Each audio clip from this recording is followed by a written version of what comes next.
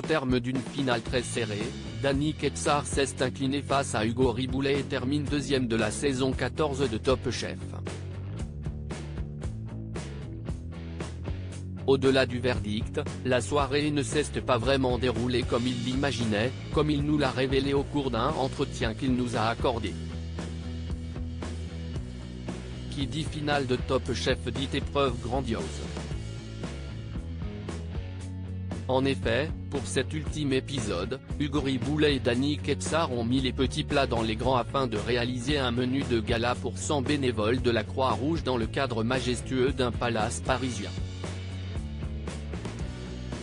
Des jurés d'un soir qui avaient la lourde tâche de désigner le grand gagnant de la saison 14 en répartissant 10 points entre les menus des deux candidats. Des voix qui ont été décisives puisqu'avant eux, l'ex-chef de brigade ont établi une égalité parfaite entre les deux finalistes. Mais si est finalement Hugo qui s'est imposé en remportant 54,81% des voix.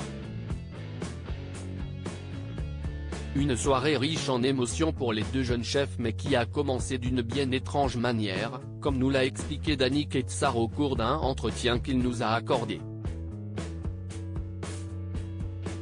J'étais parti sur une idée folle qui n'a pas du tout été acceptée. Danny Ketsar révèle que la production de Top Chef a mis un veto à son menu de finale quelques jours avant le jour J, les deux finalistes ont en effet vu leurs idées chamboulées. En toute transparence, la création du menu a été compliquée. On a eu 2 heures pour créer le menu, envoyer nos fiches techniques, qui détaillent chaque étape d'une recette, note de la rédaction, et passer nos commandes, commence Danny. Moi, j'étais parti sur une idée folle qui n'a pas du tout été acceptée.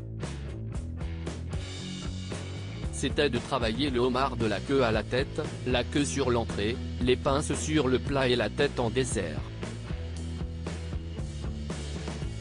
Ça avait énormément de sens pour moi, avec une créativité folle. Ça n'a pas été accepté parce qu'Hugo avait également choisi le homard comme produit sur son plat. La production nous a dit que ce n'était pas possible en termes de budget.